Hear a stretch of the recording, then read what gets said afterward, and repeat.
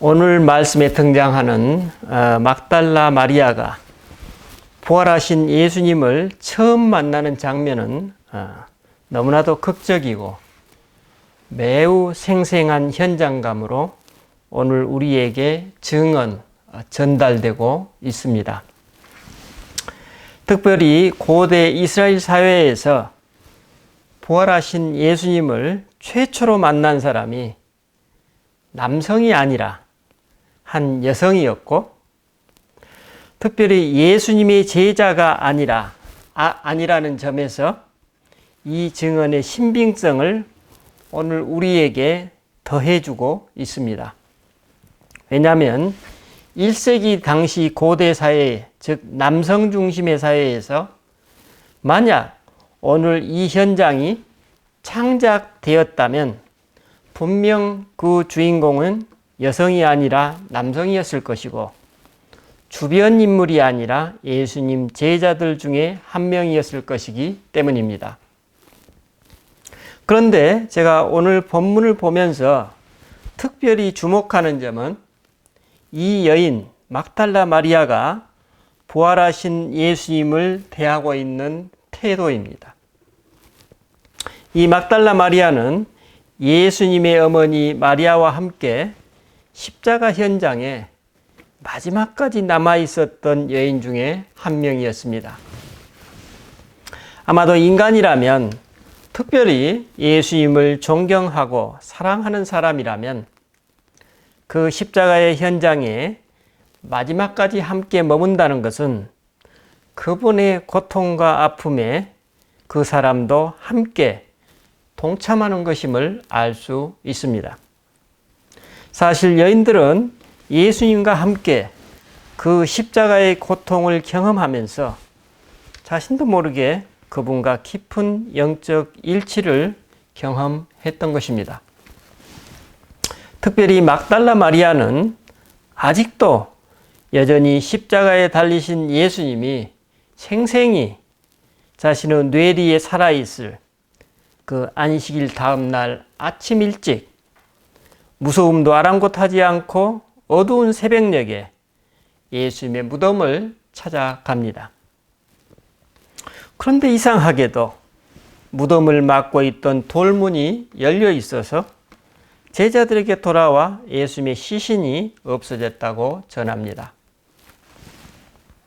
베드로와 요한이 그녀의 말을 듣고 한 걸음에 달려와 확인해 보니 시신을 안치했던 곳에 세마포가 놓여 있었고 머리를 쌌던 수건은 머리가 위치했던 장소에 있었습니다. 누군가 시신을 가져간 것이 아니라 그분 스스로 일어나서 세마포는 발치의 장소에 개켜놓고 또 머리의 수건은 머리를 뉘었던 장소에 놓고 가셨음을 암시하고 있습니다. 만약 누군가가 예수님의 시신을 가져갔다면 옷을 벗겨서 개켜놓을 이유가 전혀 없는 것이기 때문입니다. 본문을 기록하고 있는 요한은 아마도 이 부분을 기록하고 있는 그 순간에도 생생한 부활의 감동을 새롭게 느꼈을 것입니다. 이는 예전에 근거 없는 믿음이 아니라 완전히 새로운 믿음, 소위 그는 보고 믿었다는 증언에 걸맞는 그 믿음을 선물로 받았을 것입니다. 어쨌든 제자들은 이처럼 시신이 없어진 것을 확인했으나 예수님의 부활은 꿈에도 생각지 못하고 의문에 휩싸인 채 집으로 돌아갔습니다. 하지만 마리아는 제자들과는 사뭇 다르게 그 자리를 떠나지 못합니다. 그녀는 무덤 밖에 서서 울면서 허리를 굽혀 무덤 안을 들여다보게 됩니다. 그런데 무덤 안에 흰 옷 입은 두 사람이 예수님의 시신을 두었던 자리에 앉아 있었습니다. 시신을 찾고 있던 마리아에게 그 천사들이 말합니다. 여자여 어찌하여 우느냐? 이에 그녀가 돌이켜 예수님이 계신 것을 보았으나 그분을 알아보지 못합니다. 그녀의 의식 속에 부활하신 예수님은 상상할 수도 없었던 것입니다. 그래서 그녀는 그 사람을 향해 사람들이 내 주님을 옮겨다가 어디 두었는지 내게 이루소서, 그리하면 내가 가져가리이다 라고 요청합니다. 우리는 이 장면에서 마리아가 예수님을 얼마나 소중하게 생각하고 있는지 짐작할 수 있습니다. 바로 이 순간 그녀의 뒤에서 마리아야 라는 그녀의 귀에 너무나도 익숙한 목소리가 너무나도 가까이 생생하게 들려옵니다. 그것은 마리아의 영혼 깊은 곳을 일깨워주는 부르심이었습니다. 그녀는 소스라치게 놀라 돌이켜서 라보니, 즉 선생님 하고 소리 지릅니다. 참으로 감격스러운 장면입니다. 이 감격스러운 장면은 바로 다음 이어지는 예수님의 말씀으로 생생하게 뒷받침되고 있습니다. 나를 붙들지 말라. 마리아를 향한 나를 붙들지 말라는 예수님의 이 요청은 이 여인이 경험했던 그 순간의 감격과 기쁨과 환희가 어떠했는지를 대변해주고 있습니다. 그리고 또한 이 요청은 예수님과 마리아가 이제 새로운 차원의 관계, 하나님의 아들 그리스도와 성도의 관계로 들어섰음을 보여주고 있습니다. 마리아는 이 기쁨을 곧바로 제자들에게 가서 그대로 전해 주었다고 본문이 증언하고 있습니다. 우리는 여기서 막달라 마리아가 부활하신 예수님을 마주할 때 그녀의 태도에 다시금 주목하게 됩니다. 부활하신 예수님을 대하고 있는 그녀의 태도는 한 점의 서먹함도 없는 온전한 환대요 기쁨입니다. 예수님과 여인 사이를 방해하는 그 어떤 흠결도 없습니다. 참으로 자유로운 영혼의 모습입니다. 예수님의 부활과 기쁨이 온전히 그녀의 것임을 알 수 있습니다. 그런데 이와 대비되는 제자들의 모습은 어떠했습니까? 그들은 이제 막달라 마리아로부터 부활하신 예수님 소식을 들었습니다. 그리고 그날 저녁 문을 다 걸어 잠그고 두려움과 공포에 휩싸인 채 그 방에 모여 있었습니다. 그리고 예수님이 방에 들어오셨습니다. 예수님이 두려워하는 그들을 향해 너희에게 평강이 있을지어다 라고 위로하시며 손과 옆구리를 보이시자 그제야 그들이 주를 보고 기뻐했다고 전하고 있습니다. 하지만 제가 보기에 제자들의 이 기쁨은 매우 소극적인, 마지못해 표현하는 인사 정도로 느껴집니다. 마리아의 그것과는 상당히 다른 모습입니다. 왜냐하면 그들은 이후 도마와 함께 예수님을 두 번째 만났으면서도 또 이후 디베랴 호숫가에서 예수님을 세 번째 만났을 때에도 예수님을 적극적으로 따랐던 예전과는 사뭇 다른 베드로 사도와 제자들의 모습을 전하고 있기 때문입니다. 사실 그들은 예수님 후 부활의 온전한 기쁨으로 합류하지 못하고 있었습니다. 그들은 왜 그럴 수밖에 없었을까요? 그들은 왜 예수님의 부활이 온전히 자기 자신들의 기쁨으로 경험되지 않았을까요? 여러분, 오늘 나는 어떻습니까? 그렇습니다. 그들의 양심이 부활의 기쁨을 가로막고 있었던 것입니다.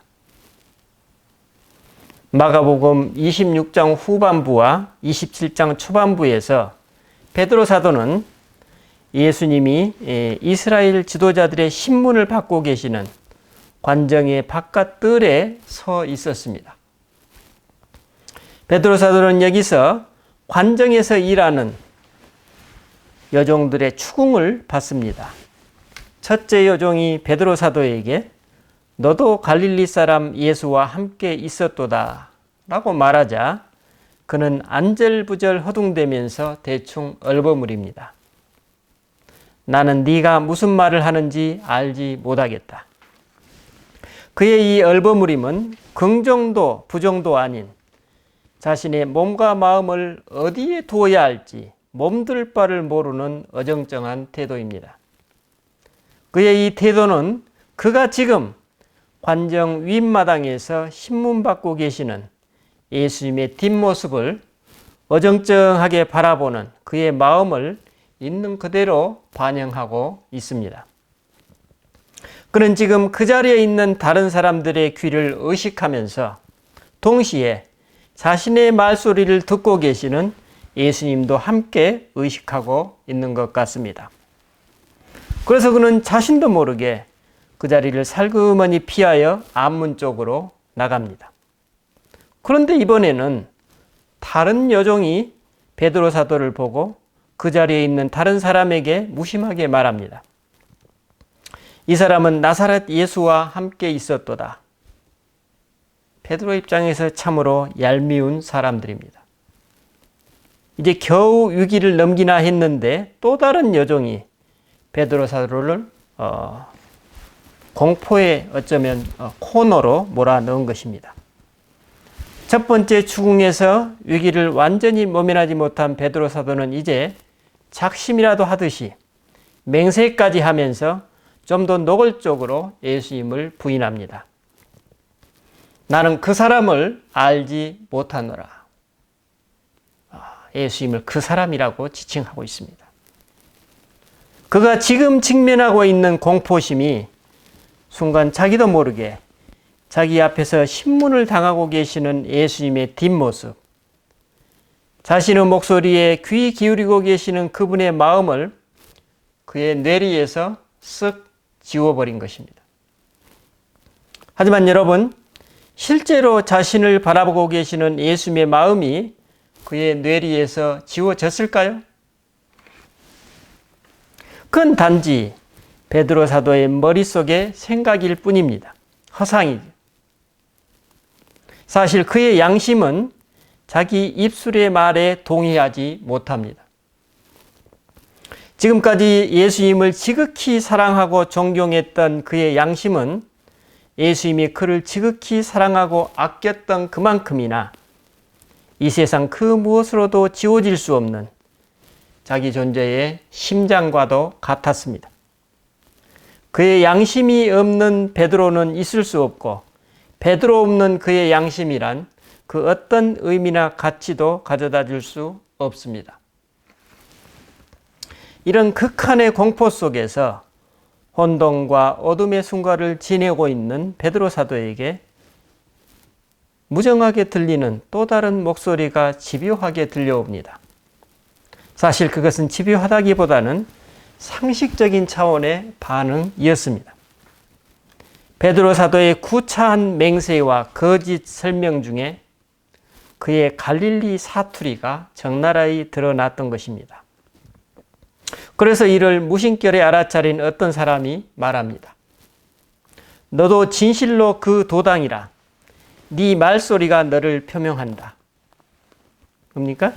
너의 그 갈릴리 사투리가 너를 드러낸다는 너무나도 당연한 지적이었지만 이를 들어야 하는 베드로의 입장에서는 송곳 같은 힐문으로 다가왔을 것입니다.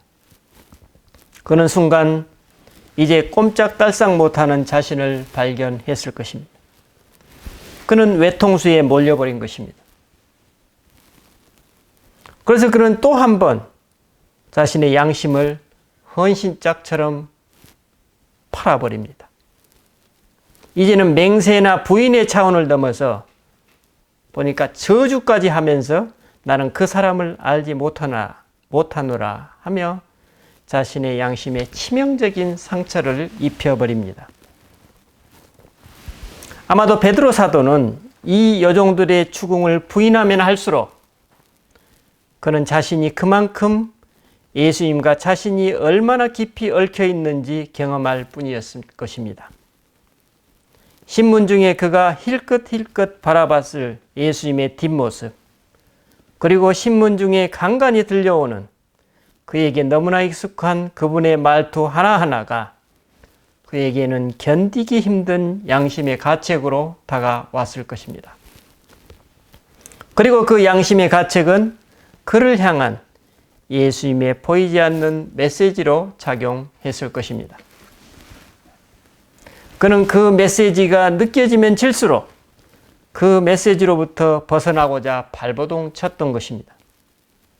처음에는 가벼운 무시에서 이제는 부인과 맹세, 그리고 저주에 이르기까지 자신과 예수님과의 관계를 부인하려 하지만 그 부인의 정도만큼 그의 내적 실상은 자신과 예수님이 얼마나 깊이 얽혀 있는지, 깊이 연결되어 있는지 드러날 뿐이었습니다. 3번에 걸친 그의 이 궁색한 모습은 자신의 양심에 씻을 수 없이 깊은 상처를 남기게 됩니다. 그런데 바로 이때 새벽닭 울음소리가 들려옵니다. 그는 이제 더 이상 그곳에 머물 수 없게 됩니다. 불과 몇 시간 전 예수님이 자신에게 하셨던 닭 울기 전에 네가 3번 나를 부인하리라는 그 말씀이 떠올랐던 것입니다. 그는 도저히 그 자리에 있을 수 없어 밖으로 나옵니다. 그의 양심이 받았던 충격과 타격만큼이나 그는 통곡의 눈물을 흘렸다고 증언하고 있습니다. 그는 자기 양심의 통곡을 있는 그대로 분출하고 받아들인 것입니다. 하지만 바로 이어지는 유다는 어떻습니까? 그는 마지막까지 은밀하게 자신을 감추고 매우 지능적이고 또 간접적인 방식으로 예수님을 팔아넘깁니다. 그리고 나중에 자신이 예수님을 판 결과로 그분이 정죄됨을 보고 후회하게 됩니다. 그는 이제야 자신이 한 일이 무엇이었는지 깨닫게 됩니다. 그는 후회는 했지만 회개는 하지 않습니다. 우리는 여기서 베드로 사도와 유다의 차이점을 발견합니다. 베드로 사도는 자기 양심의 통곡을 있는 그대로 분출하고 받아들였지만 유다는 악한 영이 시키는 대로 실수한 자기 영혼을 포기해버립니다. 그는 하나님이 주신 자기의 생명을 버린 것입니다. 하지만 베드로 사도는 자기 양심의 통곡을 받아들이고 인정하면서 이후 2번째 삶의 기회를 얻게 됩니다. 물론 베드로 사도 그는 자기 자신을 부인했고 자기 자신을 부인했으니 이제 예수님도 온전히 대할 수 없게 됩니다.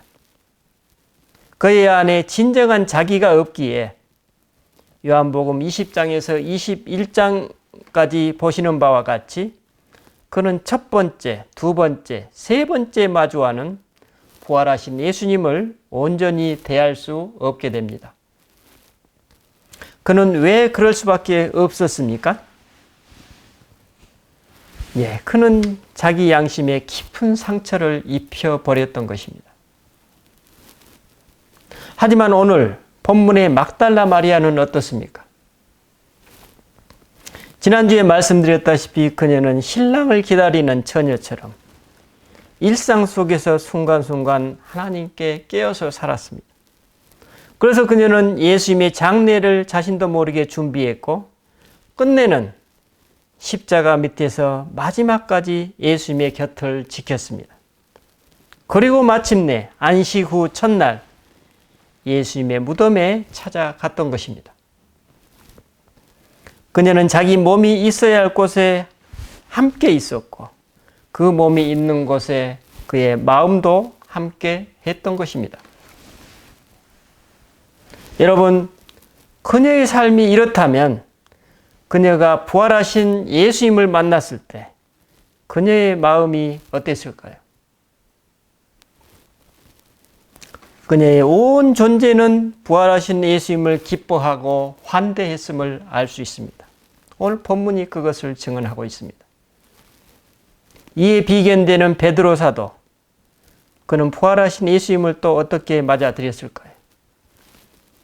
그렇습니다. 그의 상처 입은 양심, 그의 고통스러운 양심이 도저히 예수님을 환대하고 기뻐하지 못하게 했을 것입니다. 이는 인간이 스스로의 힘과 의지로 조작하고 통제할 수 없습니다. 우리 인간은 그만큼 하나님의 손길에 의해 민감하고 순전하게 지음받았습니다. 그래서 베드로 사도의 의지와는 상관없이 그에게는 예수님의 부활이 그의 것이 되지 못했고 예수님의 기쁨이 자신의 것이 되지 못합니다. 여러분, 우리 대부분은 어쩌면 이처럼 크건 작건 내 자신을 팔아넘겼던 고통의 기억이 있습니다. 죽음의 공포에 취약한 우리들의 실존이요, 우리들이 직면하고 있는 생존과 삶의 실상입니다. 혹은 유다처럼 우리는 나의 과오를 후회하며 내 자신을 포기하고픈 유혹을 경험하기도 할 것입니다. 이와 같은 혼돈과 어둠이 바로 우리들이 일상적으로 맞이하는 삶의 실상입니다. 그런데 부활은 바로 그런 우리들의 삶을 배경으로 다가온다는 메시지입니다. 오늘 제자들의 모습을 통해 우리에게 주시는 메시지가 무엇입니까? 그렇습니다. 바로 우리들의 삶 뒤에, 그런 삶 뒤에 부활의 메시지가 들려오고 있습니다. 그렇습니다. 부활은 우리들에게 햇볕처럼 다가오는 것이 아니라 혼돈과 어둠 속에서 동토온다는 것입니다. 그래서 부활은 두려움과 공포, 사망을 이긴 부활, 진실과 양심의 부활, 생명의 부활, 인간과 인간 삶의 부활입니다. 그러면 구체적으로 어떤 부활입니까? 여러분, 이후 제자들의 삶을 보라는 것입니다. 베드로 사도와 제자들은 디베랴 호숫가에서 다시 찾아오신 예수님의 부르심과 그분의 사랑에 응답하고 상처 입은 양심의 회복을 경험하게 됩니다. 그들은 이제 그리스도를 통해 자신들의 과오에서 돌이키는 회개를 경험한 것입니다. 이제 그들은 모두 이후의 삶에서 다시금 거짓과 타협했던 과거로 되돌아가지 않았습니다. 그들은 나사로처럼 죽음의 공포가 여전한 그 세상으로 다시 되돌아가지 않았습니다. 그들은 이제 죽음이 없는 영원한 생명의 삶, 부활의 삶을 놓치지 않았습니다. 그들은 이제 자신의 양심과 진실을 배반하지 않는 생명의 삶, 영원한 부활의 삶을 살았습니다.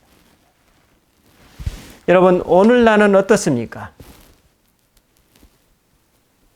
막달라 마리아처럼 그분의 부활이 나의 기쁨, 나의 부활로 경험되고 있습니까? 예수님은 진정 부활을 경험하는 이들에게 말씀하십니다.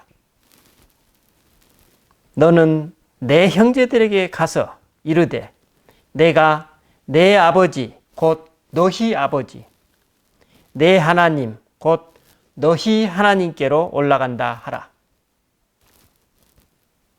예수님은 당신과 함께 부활의 세상을 맞이하는 모든 사람들에게 완전히 새로운 단계의 우정과 친밀감, 결정적인 신분의 변화로 당신의 사랑하는 아들과 딸로 우리를 선포해 주십니다. 여러분, 막달라 마리아처럼 아픔과 고통, 두려움의 눈물이 있으십니까? 베드로 사도처럼 그 깊이를 알 수 없는 통곡이 있으십니까? 이때 천사가 여러분께 질문할 것입니다. 어찌하여 우느냐? 이때 주저하지 마시고 여러분의 진실을 그냥 말씀하십시오. 자유롭고 허심탄회하게 말씀하십시오. 그들이 내 남편, 내 아이, 내 권리, 내 집, 내 인격, 나의 소망, 나의 생명을 앗아갔습니다.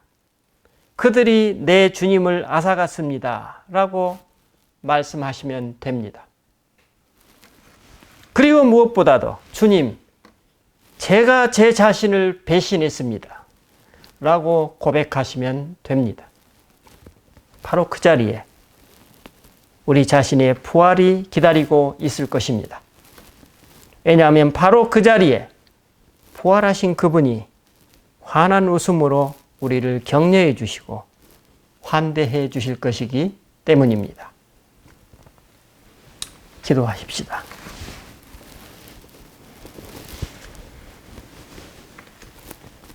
주님, 오늘 우리는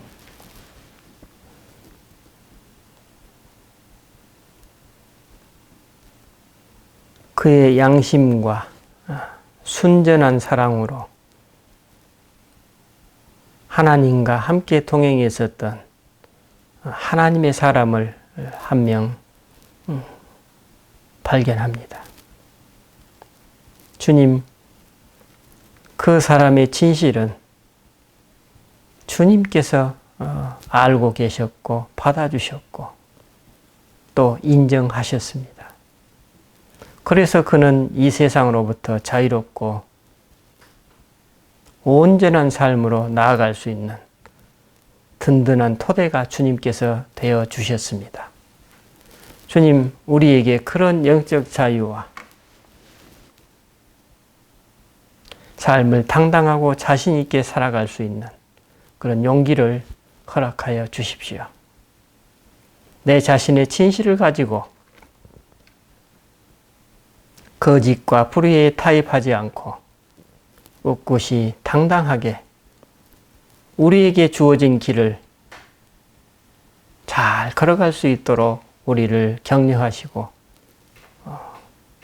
또 응원하여 주시옵소서. 그 하나님을 매일매일 만날 수 있는 복을 누리게 하시고 그 하나님으로 인하여서 나와 내 주변 모두가 부활과 생명의 삶을 누리는 그런 복을 허락하여 주시옵소서. 감사드리고 우리 주 예수 그리스도 이름으로 기도드립니다. 아멘.